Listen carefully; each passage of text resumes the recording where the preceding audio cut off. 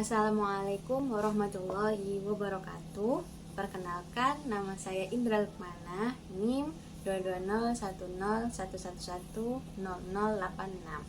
Saya adalah anggota dari kelompok 11 yang mana pada presentasi kali ini akan membahas tentang Cognitive Behavior Therapy.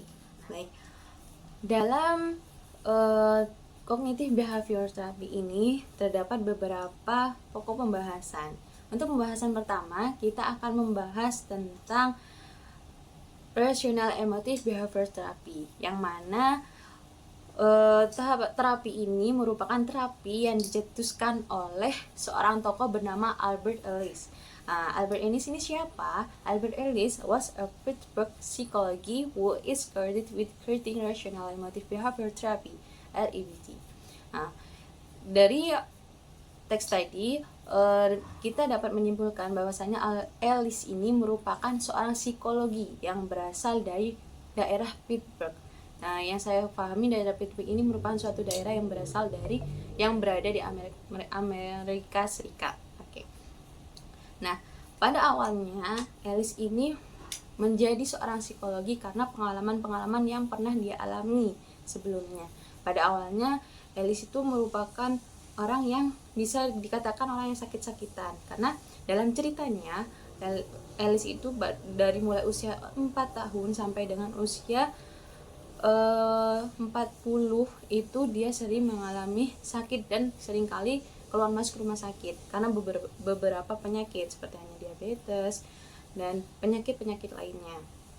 Oleh karena itu, di balik semua itu juga Ellis memanfaatkan apa yang terjadi dalam dirinya itu untuk mencari pengalaman baru. Dia itu melakukan berbagai sesi konseling dengan orang pasien-pasien lain selain dia, mungkin dalam menjalankan perawatannya.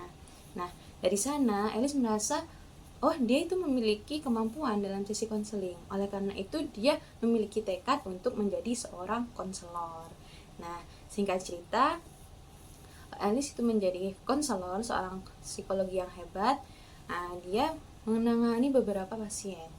Akan tetapi di tahun 1995 Ellis itu merasa bahwasannya perkembangan pasiennya itu tidak cukup pesat. Akan tetapi seperti halnya terlalu lambat. Kenapa pasien-pasien itu tidak bisa sembuh dari permasalahannya?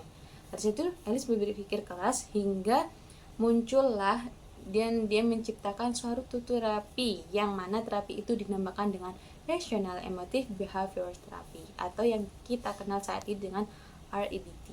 Nah, REBT ini merupakan Hidden Development REBT in 1955. Therapy that focus on changing the way a person thinking to cope with emotional problems. Jadi terapi RBT ini merupakan terapi yang mana berfokus untuk memperbaiki emosional, permasalahan emosi dari klien. Jadi fokus utamanya itu pada masalah emosional yang dialami oleh klien. Nah, oleh karena itu pada tahun 1955 ini REBT ini dicetuskan oleh Ellis dan terapi ini menjadi terapi yang berpengaruh dalam dunia psikologi sampai saat ini. Dan keberhasilan dari terapi ini sudah banyak dibuktikan hingga Ellis itu mendapatkan julukan sebagai Grandfather of Cognitive Behavior Therapy atau yang mungkin kita kenal dengan kakek terapi perilaku. Nah, gitu. Jadi sampai memiliki julukan itu Grandfather of Cognitive Behavior Therapy. Selanjutnya kita akan mengulas apa sih terapi REBT itu atau REBT itu. Nah, terapi REBT atau Rational Emotional Behavior Therapy ini itu apa sih?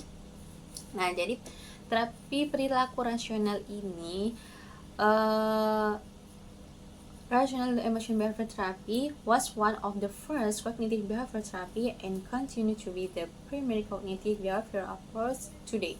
Nah, jadi terapi RBT ini merupakan salah satu terapi perilaku kognitif pertama dan saat ini terus menjadi pendekatan perilaku kognitif utama. Nah, jadi sebelum kita mulai lebih lanjut, ternyata teman-teman, terapi REBT ini merupakan terapi kognitif pertama, yaitu terapi perilaku kognitif pertama yang ada di dunia psikolog.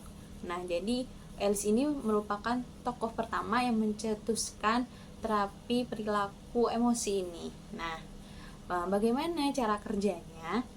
Nah, cara kerja terapi ini yakni in the therapy client learn to replace infective talk patterns with more rational healthy way of think. Nah, jadi pada terapi ini klien itu diajarkan untuk berpikir positif.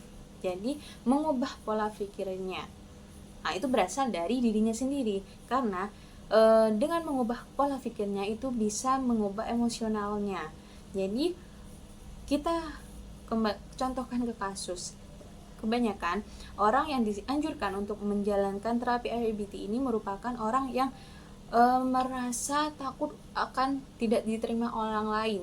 Nah, dia sering menyalahkan dirinya sendiri karena ketidaksempurnaannya atau menyalahkan orang lain. Misal dia itu bukan tidak diterima, mungkin dijauhi orang lain, dia itu merasa orang lain atau dirinya sendiri itu salah dalam ini. Misal dia merasa sangat kurang, dia ambisi untuk diterima oleh banyak orang. Nah, itu merupakan orang-orang yang biasanya dianjurkan untuk terapi REBT ini. Nah, bagaimana cara kerjanya untuk menghadapi hal itu? Itu dengan mengganti pola pikirnya dia. Yang awalnya dia itu takut tidak diterima orang lain. Pola pikirnya itu dibantu untuk mengganti pola pikirnya, gimana caranya dia itu bisa menerima dirinya sendiri. Nah, seperti itu. Jadi, singkatnya, terapi REBT ini merupakan terapi yang mana kembali kepada pola pikirnya, yakni mengubah pola pikir negatifnya menjadi pola pikir positif, sehingga dia bisa menerima dirinya sendiri dan situasi lingkungan yang ada di sekitarnya. Selanjutnya kita akan membahas tentang konsep dasar atau key konsep dari terapi REBT ini. Nah, untuk yang pertama kita akan bahas tentang konsep dasar yang pertama adalah a view on human nature. Nah, relation emotion behavior therapy REBT is based on the assumption that humans are born with the potential to think rational and irrational. Nah, jadi pada konsep dasar yang pertama ini yakni dimana pandangan tentang hakikat manusia. Jadi terapi REBT ini lahir yang pertama dengan adanya konsep dasar bahwasanya dia memandang pada pandangan bahwasanya hakikat seorang manusia itu adalah berpikir. Bahwasanya manusia itu dilahirkan dengan potensi untuk berpikir. Jadi dalam berpikir ini juga itu dibagi menjadi dua. Manusia itu memiliki dua pola pikir, ini pikiran secara rasional atau lurus dan irasional atau pikiran yang bengkok, atau mungkin kita bisa alihkan dengan bahasa positif dan negatif. Nah, jadi dengan konsep ini maka dapat disimpulkan sebenarnya seorang manusia itu memiliki dua potensi itu, memiliki potensi berpikir positif maupun berpikir negatif. Jadi tidak menutup kemungkinan manusia itu bisa menjadi manusia yang bisa menghindari berpikir atau menunda-nunda atau mengulangi kesalahan. Itu sudah menjadi fitrah seorang manusia. Tapi itu juga bisa, sikap negatif itu juga itu bisa dialihkan atau diperbaiki kepada sikap-sikap positif dengan adanya pembiasaan dalam berpikir. Kayak tadi itu belajar, seorang manusia itu harus belajar untuk berpikir positif, karena pada dasarnya emang fitrahnya seorang manusia itu juga memiliki pola pikir yang irasional atau pola pikir yang bengkok. Jadi sudah wajar mereka itu memiliki pola pikir yang negatif. Oke, selanjutnya yakni konsep dasar yang kedua adalah view of emotional distance. REBT understands well we learn fully or irrational thoughts from others as children. We also end up creating this faulty to ourselves. Nah, jadi konsep dasar yang kedua adalah pandangan tentang gangguan emosional. Maksudnya apa? REBT ini menganggap bahwasannya meskipun kita belajar pemikiran yang salah atau tidak rasional dari orang lain saat kecil, kita juga yang akhirnya menciptakan pemikiran-pemikiran yang salah itu sendiri.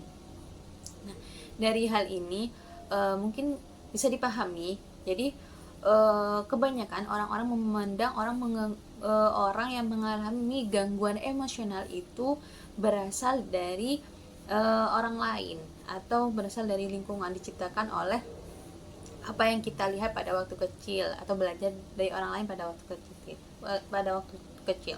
Ternyata pada dasarnya itu tidak akurat, karena kita juga bisa menciptakan pemikiran yang salah itu sendiri lambat laun ketika kita besar.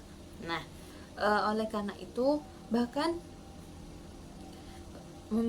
pemikiran tersebut itu juga bisa membuat kita terjebak dalam pemikiran-pemikiran negatif, adalah cara kita sendiri mengulang dan mempertahankannya. Nah, dari konsep dasar yang kedua ini, maka dapat kita simpulkan bahwasannya pemikiran negatif itu tidak hanya berasal dari pengaruh lingkungan. Kadang orang menyalahkan lingkungan masa kecil kita itu mempengaruhi pola pikir kita di masa depan.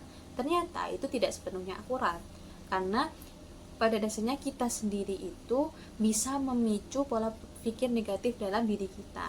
Jadi tidak selamanya lingkungan kita itu berpengaruh atas pola pikir negatif kita.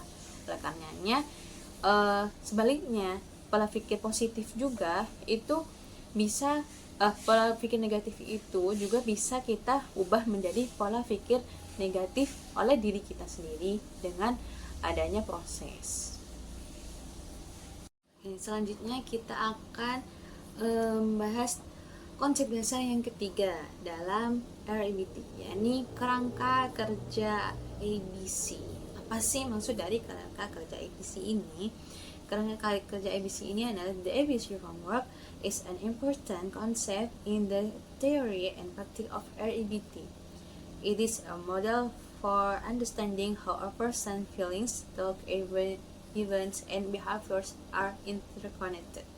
Nah, jadi kerangka kerja ABC ini merupakan konsep penting dalam teori dan praktek dari terapi REBT ini. Ini adalah model atau bagaimana kita memahami perasaan dan pemikiran yang terjadi pada perilaku seseorang. Nah, dan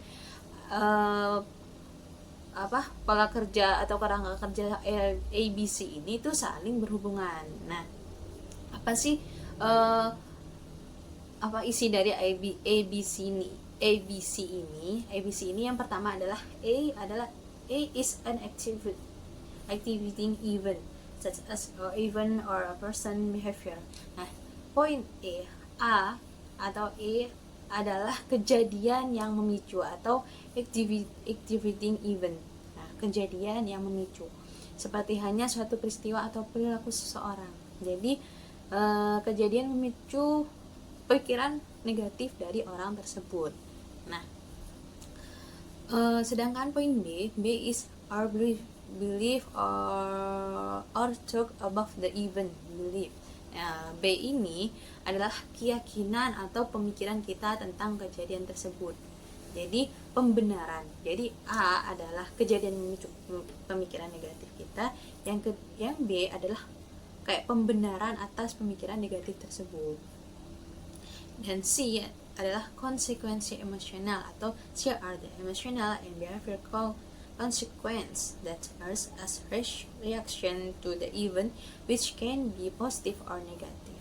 Nah, C ini adalah konsekuensi emosional dan perilaku yang muncul sebagai reaksi terhadap peristiwa itu. Nah, jadi kalau yang tadi A adalah peristiwa yang terjadi yang mengakibatkan munculnya suatu pemikiran, baik itu positif maupun negatif. Yang kedua adalah kayak pemikiran keyakinan atau pemikiran kita tentang kejadian tersebut. Jadi keyakinan kita atas kejadian yang terjadi.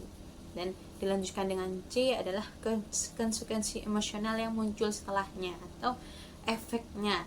efek yang terjadi setelahnya. Nah, mungkin kalau kita hanya bahas teorinya aja itu kurang memahami, jadi langsung kita ke contohnya aja.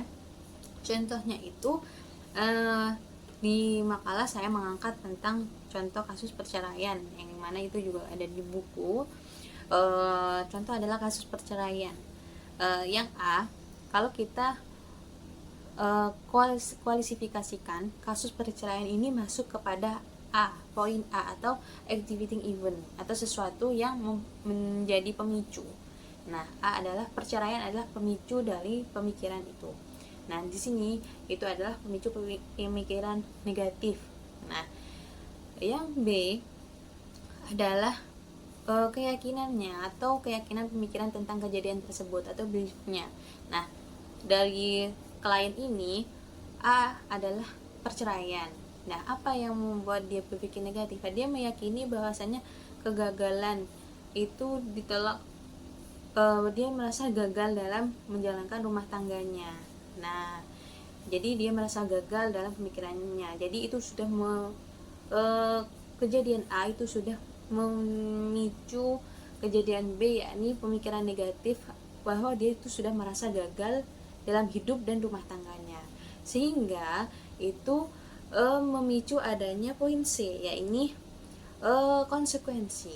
Nah, konsekuensinya apa? Itu penyebabnya itu perasaan depresi. Dia merasa depresi karena dia sudah bercerai dan dia itu juga merasa gagal dalam hidupnya, dalam rumah tangganya. Dia itu merasa depresi. Itu konsekuensinya. Nah,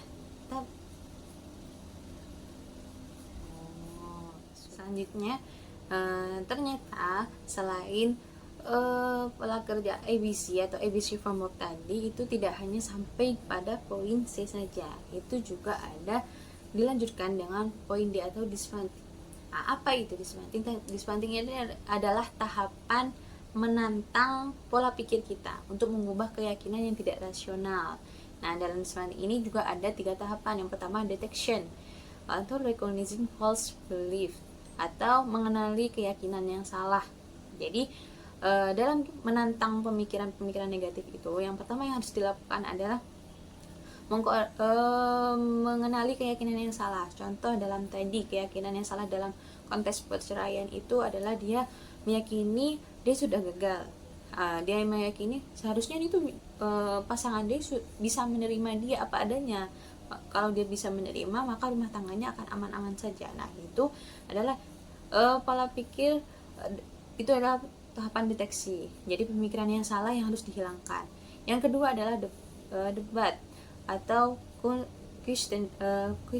questioning the belief in the logical and empirical way. Yaitu debat adalah mempertanyakan keyakinan tersebut dengan cara yang logis dan empiris. Nah, maksudnya itu gimana? Keyakinannya itu ditanyakan, kan dia yakin bahwasannya kalau halnya suaminya itu tidak mempercayai dia, bisa menerima dia itu bisa mempertahankan rumah tangganya. Tapi coba dia mempertanyakan hal itu, apakah kalau itu terjadi rumah tangganya tetap aman aja? Nah, ternyata kalau telusuri lagi, ternyata permasalahannya bukan hanya itu aja. Ternyata mungkin ada permasalahan eksternal yang mungkin sudah tidak nyaman atau apapun itu. Jadi meskipun suaminya bisa menerimanya, tidak seutuhnya rumah tangganya itu bisa dipertahankan. Yang selanjutnya itu diskriminasi, discrimination, sorting out harmful belief from healthy beliefs. Nah, poin ini adalah memilih keyakinan yang merugikan dari keyakinan memilah keyakinan yang merugikan dari keyakinan sehat. Nah, maksudnya itu gimana? Jadi kan tadi sudah dideteksi dan juga sudah ada tahap debat. Nah, itu yang terakhir ada memilah keyakinan yang salah. Nah, keyakinan yang salah itu tadi apa? Keyakinan bahwasanya dia itu sudah gagal dalam hidupnya, dalam rumah tangganya, dan keyakinan bahwasanya yang salah itu adalah suaminya yang tidak bisa menerima dia apa adanya. Nah, itu keyakinan yang salah. Jadi dia harus memilah keyakinan tersebut sehingga dia itu bisa berpikir jauh lebih positif lagi.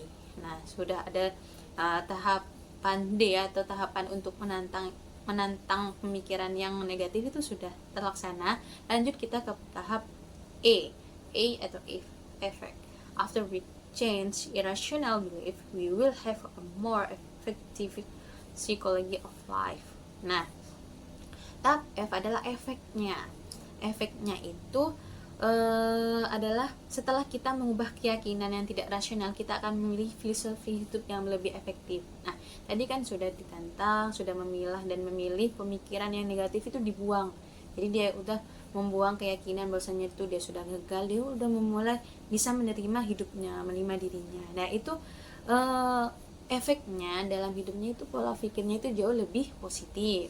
Dia lebih bisa menerima hidupnya. Nah, dan tahapan yang terakhir adalah tahapan F atau new feelings. The solution of things are healthier and more realistic feeling. Nah, pada tahapan ini adalah tahapan hasil di mana hidupnya dari perubahan ini dia tuh merasa lebih sehat, hidupnya tuh jauh lebih bahagia, lebih realistis. Karena apa? Pola pikir negatifnya yang tadi, yaitu dia merasa menyalahkan dirinya sendiri atas perceraiannya dia merasa tidak diterima oleh suaminya, dan pemikiran tersebut sudah dia tantang, sudah dia hilangkan. Dia itu sudah berusaha menerima dirinya, menerima situasi hidupnya, dan efeknya tadi dia bisa berpikir, oh ya, hidup ini kan bisa dinikmati sendiri tanpa harus memiliki, tanpa suami dia pun dia bisa menjalani hidupnya dengan baik. Nah, jadi lambat laun depresinya dia itu semakin berkurang hingga dia itu bisa menemukan kebahagiaan dalam hidupnya atau new feelings. Dia merasa lebih sehat, dia bisa berkegiatan secara aktif, dia bisa lebih kreatif lagi, dia bisa lebih berbaur dengan orang lain. Nah, jadi permasalahan mentalnya itu atau emosinya itu bisa selesai dengan cepat dengan tahapan-tahapan EDC framework ini. Oke, selanjutnya kita akan membahas tentang the therapy process. Yang pertama adalah the therapy goals. Nah, the primary goal of our RBT is reduce negative emotional and behavioral steps by helping client have a more realistic outlook on life. Jadi tujuan dari terapi RBT ini adalah mengganti kayak tindakan negatif dari seseorang itu dalam atau pola pikir negatif orang menjadi pola pikir yang positif, yang lebih baik. Nah, tapi dalam RBT ini juga memiliki dua tujuan utama, yakni unconditional self accepted and unconditional other acceptance. Jadi bagaimana dia itu bisa menerima diri mereka sendiri tanpa syarat dan juga bisa menerima diri orang lain juga tanpa syarat. Jadi dia itu bisa santai dengan hidupnya. Dia itu tidak ada kayak sesuatu yang menjadi tolak ukur dalam hidupnya. Dia itu misal dia berteman dengan orang, dia itu harus berteman dengan orang pintar, itu tidak. Dia itu bisa menerima sesuatu tanpa syarat. Bahkan dengan dirinya sendiri dia bisa menerima situasi yang terjadi dalam dirinya juga. Jadi meskipun dia itu sedang mungkin dalam situasi tidak seperti apa yang diharapkan, dia itu bisa menerima. Nah, seperti itu tujuan dari terapi REBT. Ini adalah therapist function and roles, adalah fungsi dan peran terapis. Jadi the therapist is to help clients become aware of irrational beliefs and such as sold or out.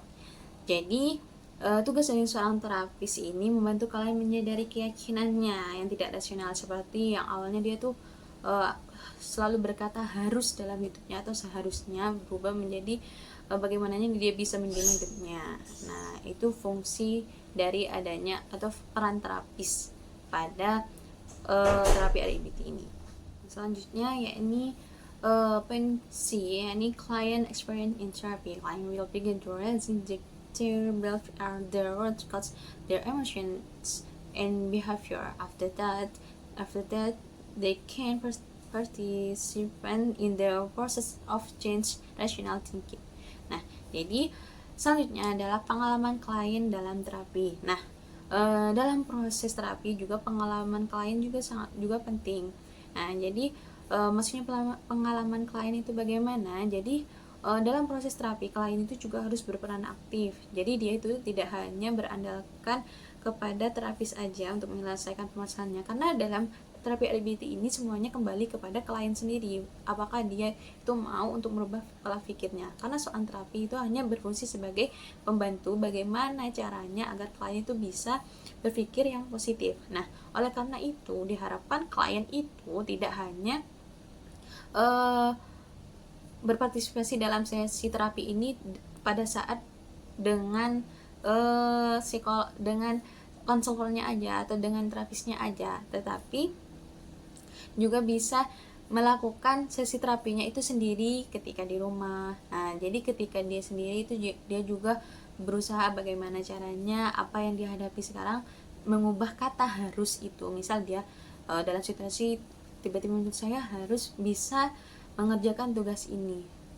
Dia itu juga bagaimanapun dia juga harus mengubah kata harus itu, karena kata harus itu dapat merusak pola pikirnya dia, jadi merusak moodnya dia dan kebahagiaannya dia. Jadi kata harus itu harus diubah bagaimana caranya agar kata harus itu hilang dari pola pikirnya.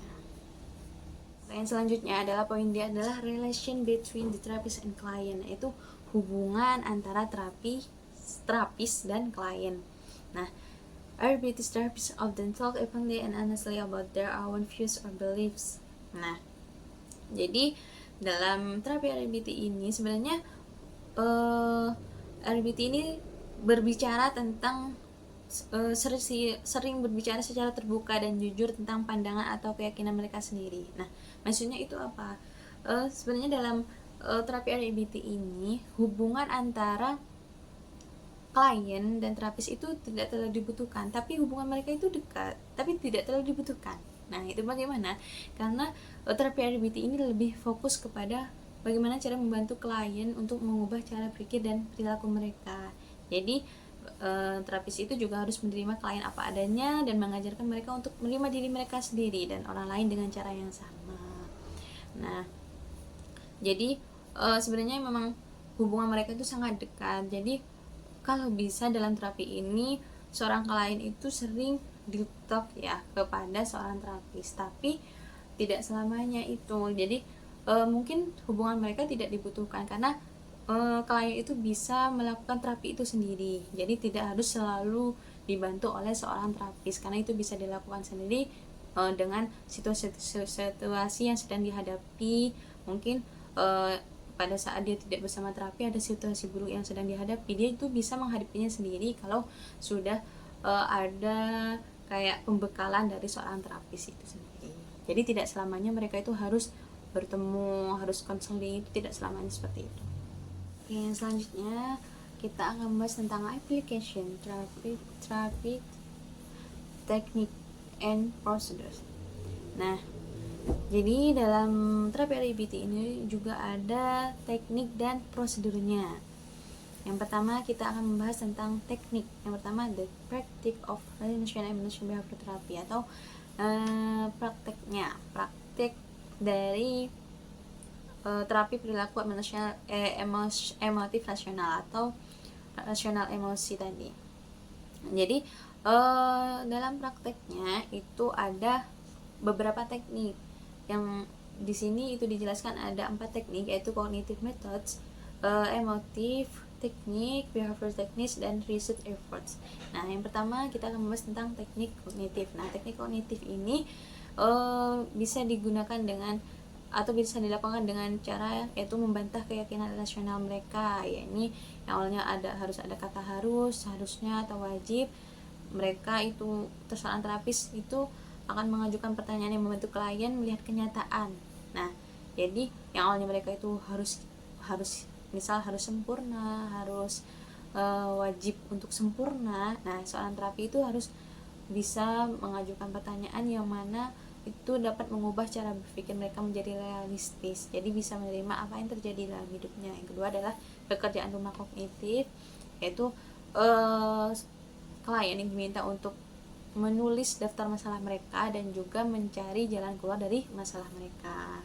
Nah, jadi misal kata harus tadi mereka tulis, misal mereka klien itu harus memiliki jabatan tinggi di kantornya. Nah, mereka juga harus melakukannya dengan ABC ABC framework tadi, yaitu dengan cara adanya poin A yaitu pemicu masalahnya, yang kedua keyakinan, yang ketiga kayak konsekuensinya. Jadi sesuai tahapan itu, jadi harus ada bantahan, oh pemikiran seperti ini apa nanti apa konsekuensinya, terus keyakinan mereka itu apa. Jadi ditulis dalam kertas dan mereka bisa mencari jalan keluar pola pikir mereka sendiri. Yang selanjutnya adalah emotif teknik atau teknik emotif. Nah, bisa berupa emot atau gambar rasional emotif. Kalian diajarkan untuk membayangkan diri mereka berpikir atau merasa dan berperilaku dengan cara yang lebih sehat dalam situasi tertentu. Nah, bisa membayangkan kejadian dan lain-lain. Nah, jadi kayak gambaran dalam pola pikirnya. Pertama, humor.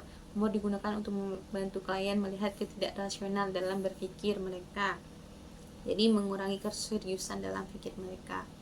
Selanjutnya adalah role playing dan sebagainya. Yang kedua adalah teknik perilaku atau behavior teknik perilaku. Yang pertama adalah desensitasi sistematis, bisa dilakukan dengan desensitisasi sistematis atau klien secara bertahap dihadapkan pada situasi yang mereka takutkan. Nah, jadi dalam teknik perilaku ini adalah dimana klien itu dihadapkan secara langsung kepada situasi yang mereka takutkan dan mereka itu diarahkan untuk mencari jalan keluar dari masalah itu. Nah, itu bisa mengurangi rasa misal ya klien itu takut masuk lift. Nah, jadi untuk mengurangi rasa takutnya, klien itu dihadapkan dengan lift, mereka itu disuruh masuk dengan lift itu. Nah, itu bisa mengurangi rasa takutnya. Yang terakhir adalah teknik penelitian atau research effort. Nah, itu apa? Maksudnya, jika teknik tertentu tidak menunjukkan hasil, terapis RBT akan beralih ke teknik lain yang lebih sesuai. Namun, karena fleksibilitas ini sulit untuk melakukan penelitian, mengukur keberhasilan secara terapi secara objektif. Nah, terakhir adalah dalam teknik itu adalah research effort. Jadi, dilakukan penelitian. Ya, kalau ini dilakukan oleh seorang terapis. Jadi, terapis itu melakukan penelitian tentang jadi kasus yang dialami pasien itu diteliti. Jadi nanti dilakukan studi penelitian yang lebih fokus pada perubahan perasaan kalian. Jadi seorang terapis itu memiliki kayak tugas utama dalam hal ini. Jadi melakukan penelitian bagaimana sih klien ini bisa berubah, bagaimana sih cara merubah kayak perasaan klien yang awalnya selalu berpikir negatif itu bisa berpikir positif. Nah, jadi intinya pada tahapan ini adalah tahap penelitian yang lebih difokuskan kepada seorang terapis. Oke, yang selanjutnya adalah application. Yang poin B adalah application of RBT to client population. RBT, Rational Emotion Behavior Therapy, is used to treat problems such as anxiety, depression, ambition, personality disorder, dan psychotic disorder. Nah, jadi teknik terapi RBT itu seringkali difokuskan kepada pasien-pasien yang mengalami anxiety. Anxiety itu adalah memiliki pola pikir yang kecemasan berlebih. Nah, jadi orang-orang yang memiliki kecemasan berlebih ini biasanya sering dianjurkan untuk melakukan terapi REBT ini. Dan juga orang-orang depresi. Nah, itu juga orang-orang yang mengalami gangguan kepribadian dan juga gangguan psikosis. Nah, bagaimana cara pengimplikasiannya? Yang pertama, kecemasan. Kalau dalam situasi anxiety, RBT itu bisa membantu kalian mengubah pola pikir mereka yang tidak rasional dan menyebabkan kecemasan dan depresi. Nah, contohnya ini dari beberapa kasus ini saya contohkan yang anxiety. Jadi dengan memakai teknik terapi RBT ini itu bisa membantu klien, karena anxiety ini kan klien yang memiliki kecemasan berlebih, dia takut akan sesuatu yang ketakutan dia itu di look abnormal gitu. Misal dia itu akan melakukan ujian, atau misal dia melakukan satu kesalahan yang kecil, misal dia tidak sengaja menghilangkan Oh, misal dia tidak disapa oleh temannya. Nah, dia itu sudah berpikir yang aneh-aneh. Oh, ternyata teman saya itu gini ya, apa saya salah apa ya. Nah, pikirannya itu sudah di luar batas normal. Nah, maka dia itu dengan terapi REBT itu membantu mereka itu untuk menghilangkan pikiran-pikiran negatif itu. Nah, untuk menyembuhkan hal tersebut harus dilakukan terapi REBT ini. Oke, selanjutnya adalah poin C, ada REBT as a brief therapy. REBT is an effective therapy and is suitable for brief therapy whether for individuals, group, couples, or family. This therapy teaches client how to deal with life problem quickly with a self-helping approach. Nah, jadi dalam terapi REBT itu sangat cocok untuk terapi singkat. Jadi terapi REBT ini tidak selalu membutuhkan sisi konseling yang panjang. Cukup mereka itu mempelajari teknik REBT mungkin 1 sampai maksimal 10 sesi. Itu bisa lanjutnya mereka itu bisa bisa melakukan terapi itu sendiri. Jadi atau mereka itu bisa melakukannya di rumah. Nah, REBT juga efektif untuk masalah spesifik seperti kehilangan pekerjaan atau pensiun kan bisanya memicu stres. Nah, jadi dengan menggunakan terapi REBT ini kan juga singkat tapi memiliki hasil yang cepat gitu. Jadi yang lebih mempermudah lah klien untuk melakukan terapi. Untuk yang terakhir adalah REBT application to group counseling. Nah, yang terakhir adalah terapi REBT yang mana itu diaplikasikan pada konseling kelompok. Jadi singkatnya, terapi REBT ini tidak hanya bisa dilakukan oleh individualis, tapi bisa dilakukan dengan cara berkelompok. Jadi bisa saling membantu atau menerapkan prinsip-prinsip satu sama lain itu dengan kayak settingan kelompok. Jadi fokus tekniknya itu mengubah pikiran yang merugikan dalam berbagai situasi yang konkret. Jadi tidak hanya pemikirannya dia sendiri, tapi bisa sharing dengan anggota yang lain seperti itu. Jadi saling membantu antara satu kelompok dan kelompok yang lain. Nah, jadi REBT ini juga bisa dilakukan pada sesi konseling kelompok. Mungkin selanjutnya akan dijelaskan oleh teman saya. Terima kasih. Baik, untuk selanjutnya yaitu mengenai terapi kognitif Aronbeck. Yang pertama, pengenalan terapi kognitif Aronbeck. Jadi pendekatan yang diterapkan oleh Aronbeck ini dikenal sebagai terapi kognitif atau dalam bahasa Inggris disebut dengan kognitif terapi. Nah, berdasarkan teorinya, teori kognitif ini menganggap bahwa masalah psikologis yang ada atau yang muncul itu bisa berasal dari berbagai faktor. Jadi seperti salah menafsirkan sesuatu atau salah dalam menyimpulkan permasalahan yang telah terjadi atau overthinking. Kemudian terapi kognitif ini merupakan terapi yang berfokus pada pengetahuan yang menekankan pengenalan dan juga perubahan pikiran.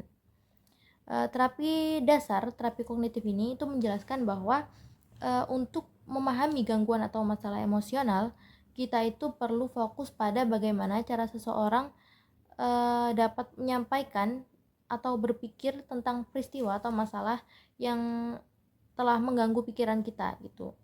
Tujuannya adalah membantu mereka mengubah pola pikir sehingga bisa memahami inti dari masalah mereka dan juga mulai memperbaiki pola pikir mereka tersebut. Kemudian yang kedua, prinsip dasar terapi kognitif. Nah, pada prinsip dasar terapi kognitif ini, itu Aronbeck meminta klien untuk mengamati pikiran negatif mereka yang terus menghantui mereka gitu. Dari pengamatan Aronbeck tadi, itu membuat Aronbeck menyimpulkan bahwa ada beberapa kesalahan yang dapat memicu kesalahpahaman.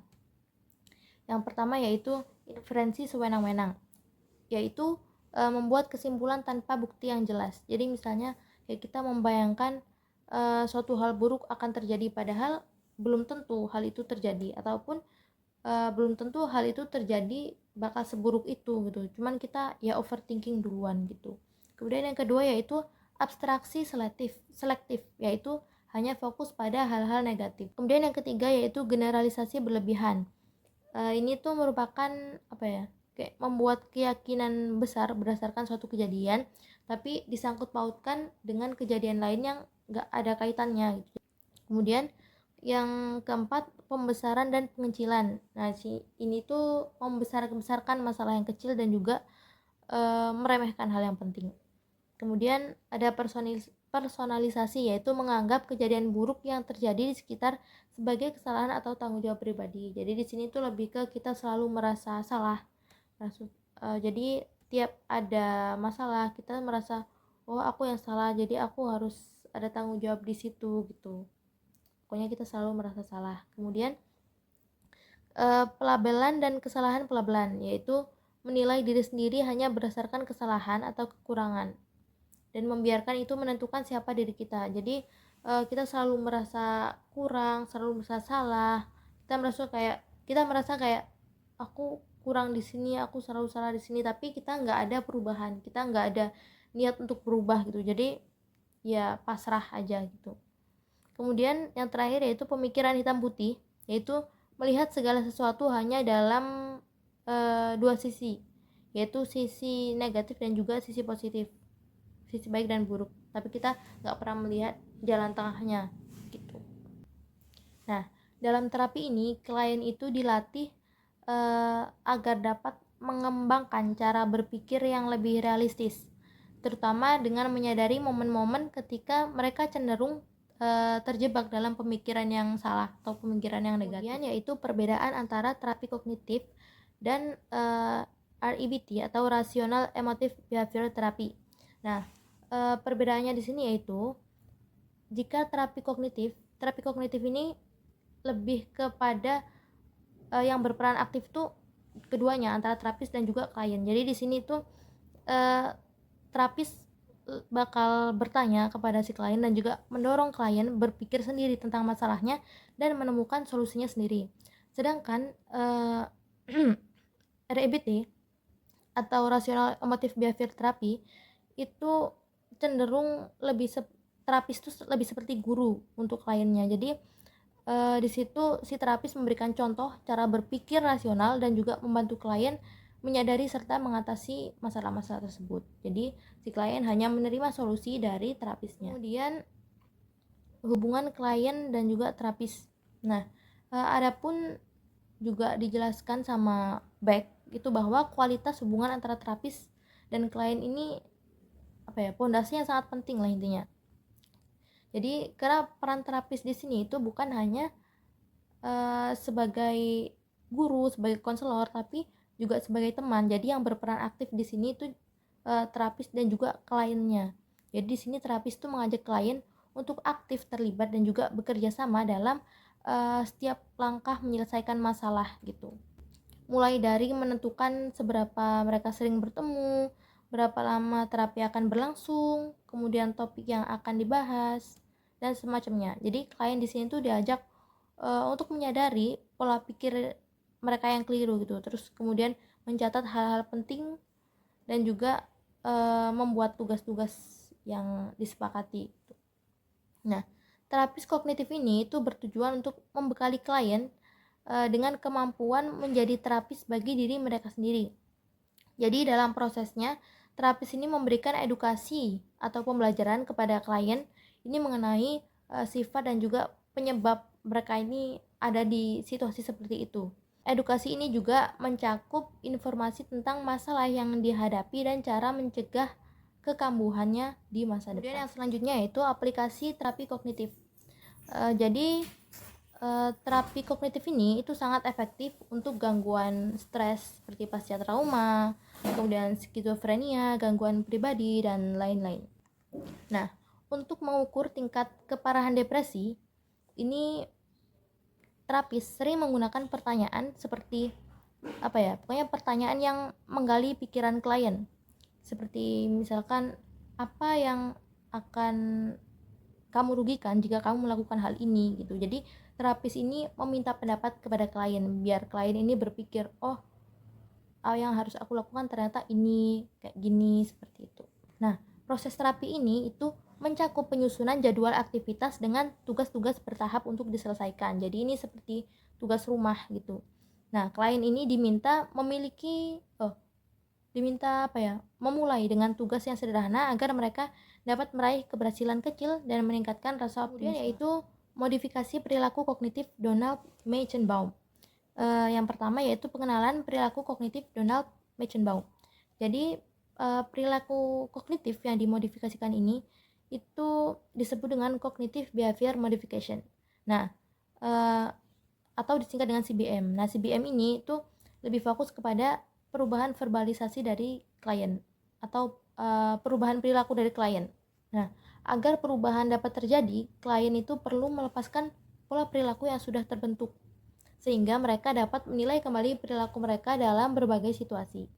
Dalam terapi ini, klien itu diajarkan cara berbicara pada diri sendiri dan juga mengubah pola pikirnya agar bisa menghadapi masalah dengan lebih baik.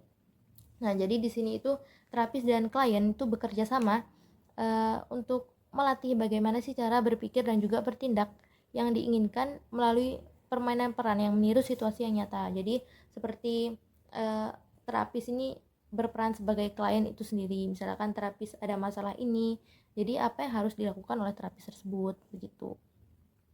Nah, tujuan utamanya ini yaitu agar membantu klien agar dapat menguasai keterampilan untuk mengatasi masalah seperti mengatasi rasa cemas, rasa takut, dan semacamnya.